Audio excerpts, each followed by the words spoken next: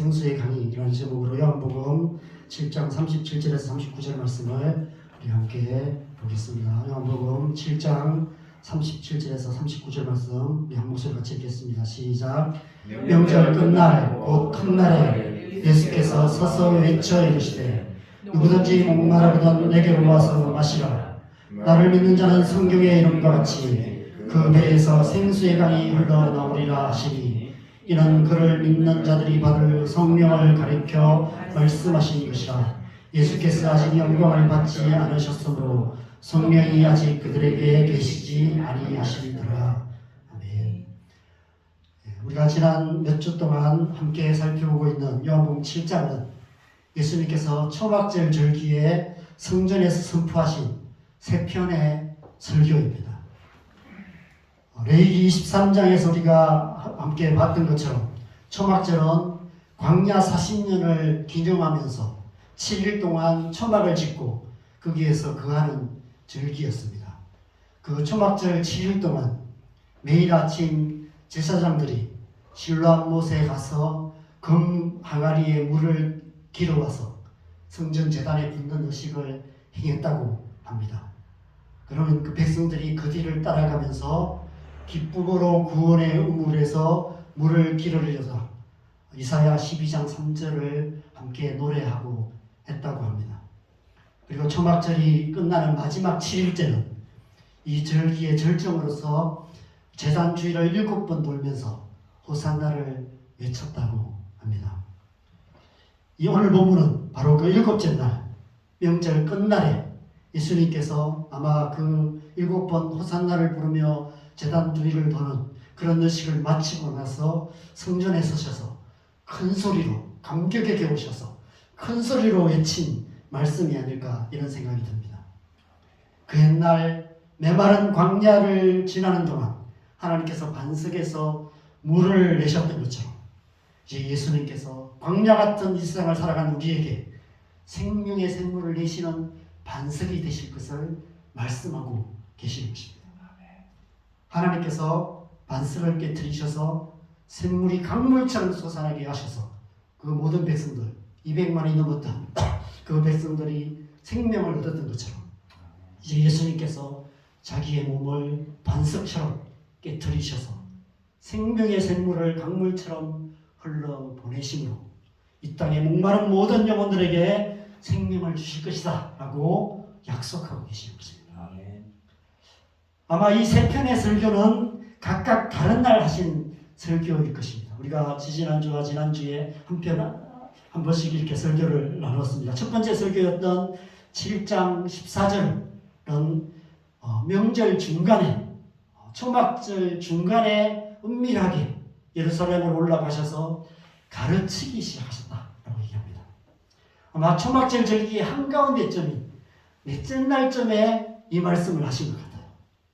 절기의 한가운데에서 이 한가운데의 날을 택하셔서 이 초막절 절기가 무슨 의미인지 왜 이 절기를 하나님께서 지키게 하셨는지를 말씀하셨습니다. 이미 살펴본 것처럼 우리의 삶의 목적이 무엇인지 하나님의 뜻을 행하는 삶 보내신 이의 영광을 구하는 삶을 살아야 하는 것 그것이 우리의 삶의 목적이라는 것 이것을 위해 이 절기를 지키게 하셨다는 것을 말씀하고 계신 것입니다. 우리의 삶의 의미와 목적이 무엇인지를 가르치신 것이죠. 아무런 목적 없이 광야 같은 이 세상을 방황하는 우리의 인생의 지도 위에 영적인 나침반을 놓으시는 그런 시간이었습니다. 너희가 지금 올바른 방향으로 가고 있는지 보라고 너희의 삶의 목적이 바로 되어 있는지 다시 한번 살펴보라고 말씀하고 계시는 것이죠. 자기 영광을 구하고 있는 그런 삶을 살고 있지 않는지 자기 영광만 구하고 있지 않는지 증곡을 찌르시며 우리의 인생의 궁극적인 목적지 하나님의 영광을 구하는 삶의 방향을 제시하고 계시는 것입니다. 두 번째 설교인 요한복음 7장 28절에서는 예수님께서 가르치시며 외치셨다라고 말씀하십니다. 이 두 번째 설교가 어떤 날이 있는지를 기록하고 있지 않지만 아마 앞에 설교와 연이어한 설교일 수도 있고 아니면 5째 날이나 6째 날에 하신 설교일 수도 있습니다. 여러분, 우리가 올바른 삶을 살기 위해서는 올바른 목적이 중요하죠. 목적지가 바로 되어야 합니다. 우리 안에 하나님의 영광을 구하는 중심이 있어야 하고 하나님의 영광을 위한 삶을 살아가야 합니다. 그런데 목적만 못지않게 중요한 것이 있는데 그 목적지를 향해서 가는 과정 역시도 중요하다는 것입니다. 우리 사는 이 세상은 결과 중심의 세상입니다. 목적 중심의 세상입니다. 수단과 방법을 가리지 않고 좋은 결과를 얻는 것으로 성공 여부를 평가하는 불의한 세상입니다. 좀 편법을 쓰고 불의한 방법을 쓰더라도 결과가 좋으면, 돈을 많이 벌면, 사회적으로 높은 위치에 서게 되면, 좋은 성적을 받으면 그것으로 모든 것이 다 잘 됐다고, 성공이라고 그렇게 포장되는 그러한 세상입니다. 뭐로 가도 서울만 가면 된다는 속담이 있죠. 여러분, 이 속담이 바로 세상의 방식을 대표하고 있습니다. 그러나 그것은 하나님 나라의 삶의 방식이 아닙니다. 어떻게 살든 상관없이 죽고 나서 천국만 가면 되는 것이 아닙니다.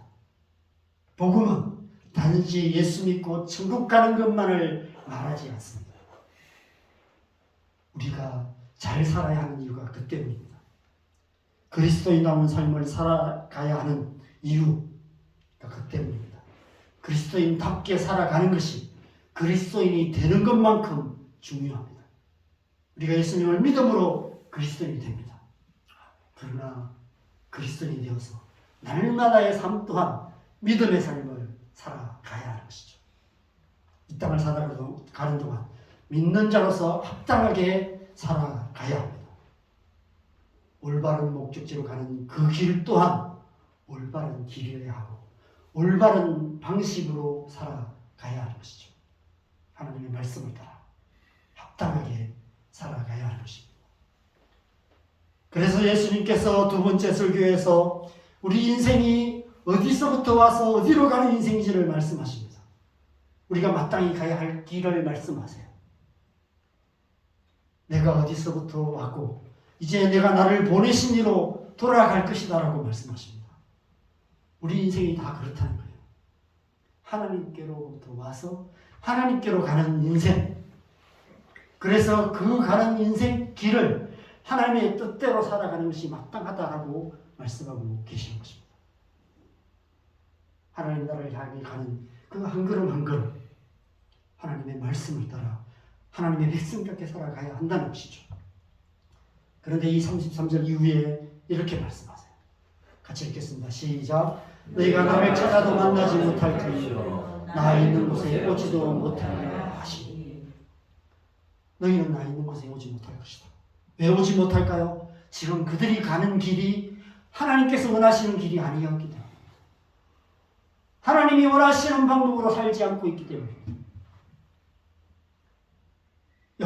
그래서 요한복음 이 마지막 장은 7장 마지막 절은 다 이렇게 끝나요. 애매하게, 모호하게, 흐지부지하게 다 각각 집으로 돌아가고 이게 7장 마지막 절이에요. 그들의 삶이 하나님 아버지의 집으로 향하는 삶이 아니었다는 것입니다. 그들은 예수님께서 가르치시고 외치신 아버지의 집으로 돌아가는 삶이 아니라 각각 자기 집으로 돌아가는 삶을 살고 있었다는 것입니다. 여러분, 아버지의 집으로 돌아가는 길, 그 길은 우리의 인간적인 노력이나 열심을 통해서 갈 수 있는 길이 아닙니다. 율법의 행위로 갈 수 있는 길이 아닙니다. 예수님께서 지금 그것을 말씀하세요. 너희가 지금 율법을 열심히 지키고 율법의 행위를 의지하지만 그러나 그 길로는 나에게로 올 수 없다. 내가 있는 그곳으로 올 수 없다라고 말씀하고 계신 것입니다. 내가 지금 아버지께로 가는데 너희가 정말 아버지께로 오기를 원한다면 나를 믿고 나를 따라와야 한다 라고 말씀하고 계세요. 그래서 외치시는 거예요. 가르치시며 외치고 계시는 것입니다. 선포하고 계시는 거예요. 다른 길이 없다는 것입니다. 이 길밖에 없다는 거예요. 오직 예수님을 믿고 예수님을 따르는 그 길밖에 없다라고 선포하고 계시는 것입니다. 오직 예수, 오직 믿음으로 구원을 얻는 것에 대해서 말씀하고 계십니다. 예수님께서 이 두 편의 설교를 통해서 우리 인생의 목적지가 어디인지, 그리고 그 목적지를 가는 유일한 길이 무엇인지를 말씀하시고 가르치셨습니다. 외치셨습니다. 그래서 우리는 이제 목적지를 알게 되고요, 그 목적지를 가는 길도 알게 됩니다. 그럼 이제 가기만 하면 되겠죠. 근데 문제는 꼭 필요한 것이 한 가지가 더 있다는 것입니다. 자동차를 예를 들면 그죠? 우리가 서울을 가려고 합니다. 서울이라는 목적지가 생겼어요. 그래서 이제 우리가 서울까지 가는 가장 빠른 길을 내비로 검색을 합니다. 그래서 몇 시에 출발해서 어느 고속도로를 타고 어떤 휴게소에 서서 몇 시에 점심을 먹고 몇 시쯤 서울을 도착하면 되겠다라는 계산이 나옵니다. 그러면 출발하기만 하면 될까요? 한 가지 중요한 것을 빼먹으면 안 됩니다. 주유소를 들러야 돼요. 주유소에 들러서 기름을 만땅으로 채워야 됩니다. 바로 예수님께서 오늘 세 번째 설교를 통해서 선포하시는 말씀이 바로 그것입니다. 오늘 본문의 명절 끝날에 예수님께서 성전에 서셔서 큰 소리로 외치십니다. 외쳐 이르시되 누구든지 목마르거든 내게로 와서 마시라. 나를 믿는 자는 성경의 이름과 같이 그 배에서 생수의 강이 흘러나오리라. 예수님께서 지금 앞으로 어떤 일을 행하실 것인지를 말씀하시는 것입니다.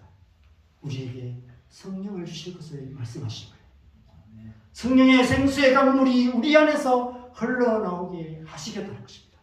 그래서 우리 안에 흘러나오는 그 성령의 생수의 강물을 따라서 우리의 삶이 우리의 목적지인 그 하나님의 나라를 향해서 하나님의 영광을 향한 삶으로 나아가게 하시겠다는 것입니다. 그렇게 살아갈 수 있는 은혜, 그렇게 살아갈 수 있는 능력을 우리에게 주시겠다고 약속하고 계십니다.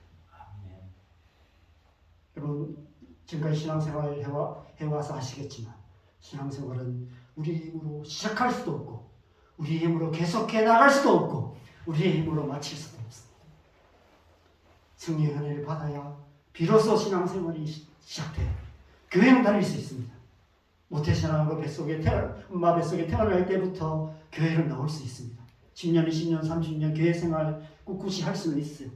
그러나 본격적인 신앙생활은 우리 안에 성령의 은혜가 임할 때 그때 시작되는 거예요. 그리고 날마다 성령의 은혜에 이끌림바 되어서 살아가고 삶의 마지막 순간에도 성령의 은혜로 우리는 하나님 나라에 안착하게 되는 것입니다. 안전한 목적지인 그곳으로 가게 되는 것이죠. 아무리 우리가 목적지를 알고 가는 길을 안다 할지라도 그 길로 갈 수 있는 힘이 우리에게는 없습니다. 성령의 은혜가 없이는 그 길을 갈 수도 없고 그곳까지 갈 수도 없는 것이죠. 그래서 그 은혜를 주시겠다는 것입니다. 오늘 말씀에서 생수의 강이라고 표현하고 있습니다. 생수의 강이라고 표현한 이유 중에 하나가 바로 그런 의미입니다. 여러분, 물이 바다라는 최종 목적지로 가려면 그냥 강물을 따라서 강물이 흘러가는 대로 흘러가기만 하면 되는 거예요. 모든 강물은 바다를 향해서 흘러가게 되기 때문입니다. 하나님 나라를 향하는 길 또한 마찬가지입니다. 성령의 강물을 따라서 흘러가기만 하면 되는 거예요. 성령께 맡기고 믿음으로 성령께서 인도하시는 대로 우리가 살아갈 때 우리의 삶이 하나님의 뜻 가운데 살아가게 되고 하나님의 최종 목적지를 향해서 가게 되는 것입니다. 은혜와 진리의 성령께서 우리를 하나님 나라로 인도해 가시는 것이죠. 그것이 신앙생활인 것이죠. 예수님께서 앞에 두 설교에서 우리의 삶의 최종 목적지에 대해서 말씀하시고 그리고 마땅히 가야 할 길에 대해서 말씀하신 것은 마치 강물이 바다를 향해 갈 수 있도록 물길을 내시는 것과 같아요. 먼저 바다라는 목적지를 말씀하시고 거기까지 가는 그 물길을 내셨어요. 그 다음에 이제 생수의 강물이 솟아나게 하시는 것입니다. 선포하시는 것이죠. 나를 믿는 자는 그 배에서 생수의 강이 흘러나오리라. 생수의 강물이 솟아나서 그 강물이 바다를 향해서 흘러가게 하시는 것입니다. 우리의 삶이 올바른 길로, 올바른 목적지로 향해 나아가게 만드시는 것입니다. 이 세 편의 설교가 바로 그것을 말씀하고 계신 것이죠. 하나님께서 그 일을 하고 계신다는 것입니다. 예수님께서 그 일을 위해서 이 땅에 오셨다는 것을 말씀하고 계시는 거예요. 우리의 신앙생활 속에서 그 일을 하고 계세요. 끊임없이 우리의 삶의 목적지, 하나님 나라를 향한 방향성을 제시하십니다. 말씀을 통해서. 끊임없이 우리의 빈당한 중심을 바로잡고 우리의 삶이 엇나간 길로 가지 않도록 끊임없이 우리 마음을 고치시고 회개케 하시고 새롭게 하십니다. 기도를 통해서. 그리고 날마다 성령의 은혜를 부어주십니다. 예배를 통해서. 그래서 우리가 성령의 충만함을 받고 그 성령의 은혜에 이끌림바 되어서 날마다의 삶 속에서 하나님 나라, 하나님의 영광을 향해서 나아가게 되는 것이죠. 이 세 편의 설교는 구약의 여러 말씀과 연관이 있지만 특별히 두 군데 말씀과 깊이 연관이 있습니다. 예수님께서 가르치시고 선포하시는 모든 말씀들과 모든 사역들은 다 구약의 말씀과 연관이 있습니다. 예수님께서 친히 그 말씀을 선포하시기도 하셨지만 대부분은 제자들이 훗날 이 예수님이 이 말씀을 하신 것은 구약의 이 말씀을 이루려 하시는구나 하는 것을 나중에 깨닫게 됩니다. 오늘 이 본문, 요한복음 7장의 이 세 편의 설교와 관계된 첫 번째 말씀은 이사야 61장 1절에서 3절 말씀입니다. 우리 이사야 61장 1절에서 3절 말씀, 글씨가 작아서 잘 안 보이나요? 한번 같이 읽겠습니다. 시작. 주 여호와의 영이 내게 내리셨으니 이는 여호와께서 내게 기름을 부으사 가난한 자에게 아름다운 소식을 전하게 하려 하시니라. 나를 보내사 마음이 상한 자를 고치며 도로된 자에게 자유를, 갇힌 자에게 노임을 선포하며 여호와의 은혜의 해와 우리 하나님의 보복의 날을 선포하여 모든 슬픈 자를 위로하되 울어 시온에서 슬퍼한 자의 화관을 주어 그 죄를 대신하며 기쁨의 기름으로 그 슬픔을 대신하며 찬송의 옷으로 그 근심을 대신하시고 그들이 위에 나무 곧 여호와께서 심으신 그 영광을 나타낼 자라 일컬음을 받게 하려 하시리라. 아멘. 여러분 이 말씀을 자세히 보시면 이 세 편의 설교와 연관이 있다는 사실을 여러분 발견하게 되실 것입니다. 이 말씀은 예수님께서 성령으로 세례를 받으신 후에 광야의 시험을 통과하신 후에 가장 첫 번째로 선포하신 설교의 말씀이 바로 설교 본문이 이 말씀입니다. 누가복음 4장 21절에서 4장에서 이 말씀을 선포하신 후에 이렇게 말씀하세요. 예수님께서 그들에게 이르시되 이 글이 오늘 너희 귀에 응하였느니라. 바로 이 이사야 61장 1절에서 3절 말씀을 읽으시고 안식일에 회당에서 나사렛 회당에서 이 말씀을 읽으신 후에 이 글이 너희에게 응하였다라고 말씀하시고 이 말씀의 의미를 풀어주셨습니다. 그래서 무리들이 그 가르침에 놀랐다라고 기록되어 있습니다. 요한복음 7장의 세 편의 설교는 이 말씀의 역순으로 되어 있습니다. 첫 번째 설교에서 우리의 삶의 목적이 그의 영광을 나타내는 것, 하나님의 영광을 나타내는 것이라고 말씀합니다. 3절 하반절에 있는 그들이 의의 나무 곧 여호와께서 심으신 그 영광을 나타낼 자라 일컬음을 받게 하려 하시리라. 이 말씀을 이루시는 것이죠. 우리 인생의 궁극적인 목적지에 대해서 말씀하시는 것입니다. 두 번째 설교에서는 우리의 삶의 방식을 수정하시는 것입니다. 우리의 잘못된 삶의 방식, 빗나간 삶의 방식, 우리 자신을 의지하고 우리 자기의 의를 의지하고 나의 열심, 나의 노력으로 뭔가 하나님과 관계된 일을 열심히 하는 것으로 뭔가 구원에 이를 수 있다고 믿는 헛된 믿음, 그런 것이 아니라 그 모든 것을 내 방향을 바꾸어 주시고 우리의 삶을 고쳐주시고 우리의 상한 마음을 고치시고 잘못된 생각들을 바로 잡아주셔서 우리가 온전한 삶을 살게 만드시는 그런 하나님의 은혜, 그것에 대해서 말씀하시는 것입니다. 우리의 마음과 생각을 새롭게 하셔서 하나님의 백성으로서 하나님의 백성답게 살아갈 수 있도록 만들어 주시는 것. 그것이 두 번째 설교의 의미이죠. 그리고 지금 오늘 본문인 이 마지막 설교는 1절 상반절과 연관이 있습니다. 예수님께서 성령으로 기름 부음을 받아서 그리스도로 이 땅에 오셔서 이 말씀을 이루신 것처럼 이제 우리에게도 성령으로 기름 부어 주셔서 우리 또한 이 말씀을 이루는 삶, 하나님의 백성다운 삶을 살아가게 하신다는 것입니다. 그래서 우리의 삶 또한 하나님의 영광을 나타내는 그런 삶을 살게 하신다는 것입니다. 이 이사야 61장 말씀을 오늘 이 예수님의 초막절 설교에서 다시 분명하게 말씀하고 계십니다.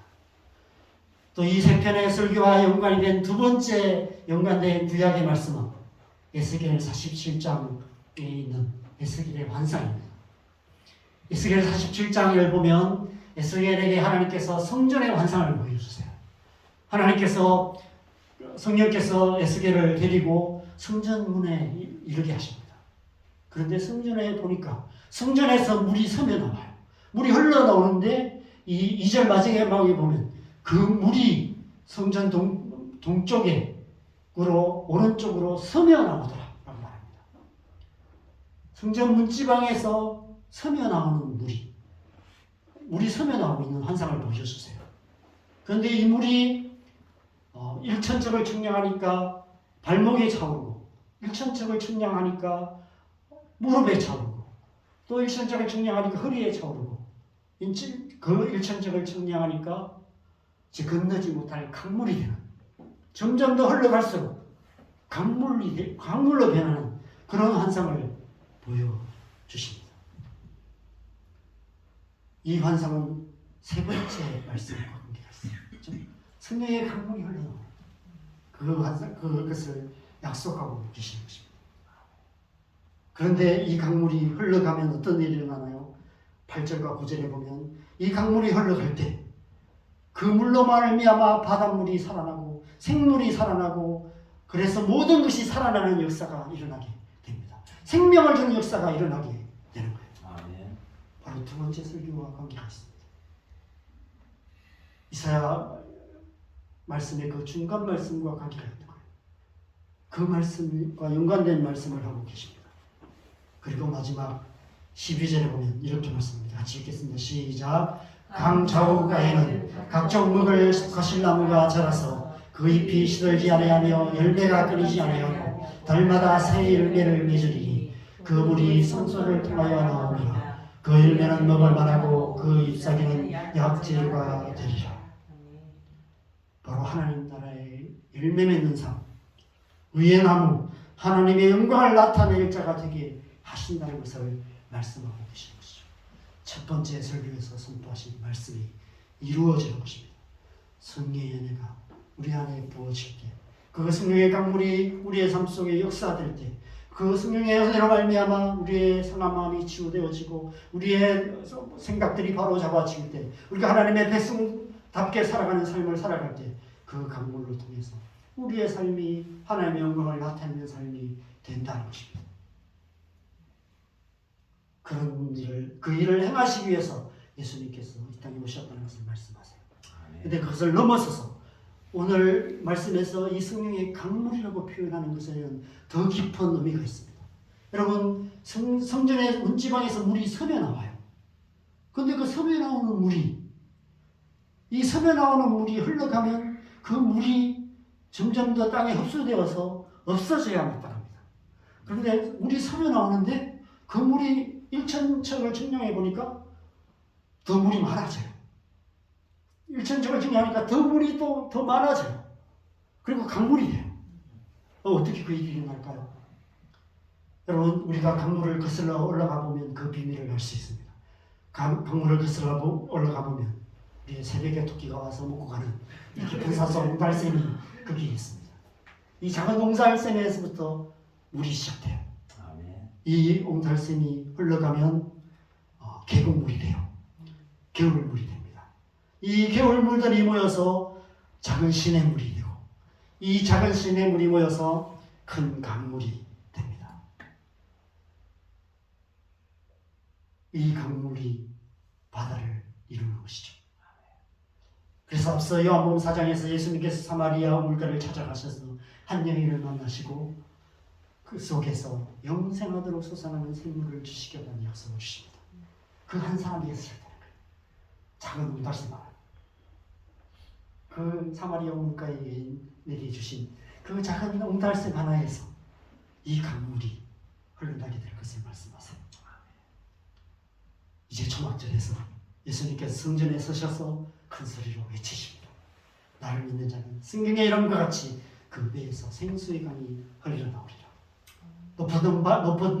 높은 산 바위 틈에서 솟아나기 시작한 생물들이 모여서 개울물이 되고 시냇물이 되고 큰 강물이 되는 것처럼 예수님을 믿는 저와 여러분 안에 솟아나기 시작하는 이 성령의 생수가 모여서 교회라는 작은 개울물이 되고 교회와 교회가 연합할 때 그것이 큰 시냇물이 되고 전 세계의 교회가 큰 강물이 되어서 이 광야 같은 세상을 흘러서 하나님 나라라는 큰 바다를 이루게 되는 것입니다. 그것이 곧 예수님께서 십자가에서 흘리신 보혈이 생수의 강이 되어서 땅끝까지 흘러가 온 땅과 열방에 생명을 주는 것을 의미하는 것입니다. 바로 예수님의 보혈을 말하는 거예요. 예수님의 보혈이 우리에게는 생수의 생물처럼 우리 가운데 흘러 역사한다는 것입니다. 그렇게 해서 하나님 나라가 이루어지게 된다는 것을 말씀하고 계시는 것이죠. 지금 예수님께서 초막절 마지막에 그 일이 일어나게 될 것이다. 내가 그 일을 이루기 위해서 이제 아버지께로 갈 것이다. 라고 말씀하고 계시는 것입니다. 실로암 못에서 샘물을 길어서 제단에 붙는 종교의식을 행하고 있는 유다 백성들을 향해서 하나님께서 이 의식을 행하게 하신 본질적인 의미가 무엇인지를 말씀하고 계십니다. 예수님께서 그 일을 온전히 이루시기 위해서 오셨다고 말씀하고 계시는 것이죠. 예수님께서 십자가에서 그 일을 이루신 것입니다. 십자가에서 흘린 피는 그 옛날 광야에서 반석에서 솟아나는 생수의 강물과도 같습니다.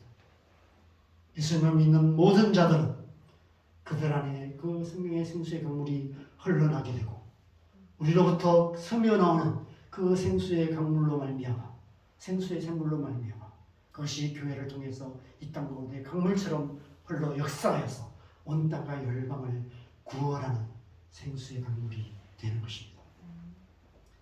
그것이 지난 2000년 동안 기독교 역사에서 일어났던 일입니다. 오랜 세월 동안 하나님의 백성들의 심령에 솟아났던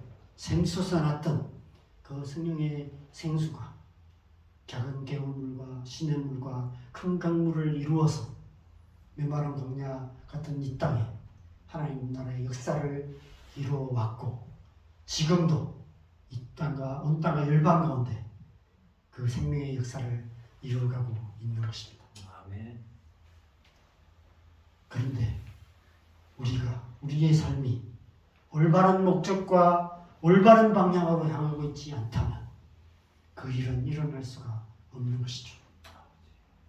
만약 우리의 삶이 잘못된 목적지를 향하고 있다면 자기의 영광만을 구하고 있다면 날마다의 삶 속에서 자기 마음, 자기 생각대로 자기 열심으로만 살아가고 있다면 우리 안에 성령의 생수가 흘러나올 수도 없고 성령의 생수가 흘러나온다고 해도 아무 의미 없이 끝나고 맙니다.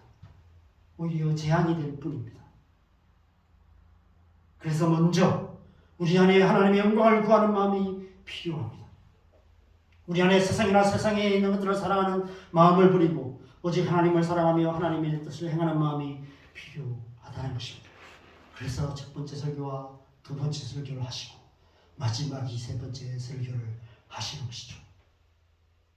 먼저 하나님의 영광을 구하는 마음, 그리고 온전히 예수 그리스도를 믿고 믿음으로 살아가는 중심이 있을 때 이제 우리 안에 하나님의 성령의 생수의 강물을 부어주시겠다고 약속하고 계시는 것입니다.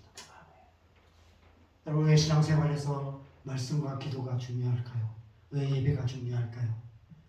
말씀과 기도를 통해서 우리가 하나님의 말씀을 묵상하고 기도하는 시간을 통해서 끊임없이 빗나가는 우리의 삶의 목적을 바로잡고 끊임없이 빗나가는 우리의 중심을 바로잡아 가야 하는 것입니다. 말씀과 기도밖에 없어요. 말씀을 묵상하고 기도하는 시간들을 통해서 우리는 끊임없이 우리의 삶을 하나님 나라를 향해서 맞춰가는 것입니다.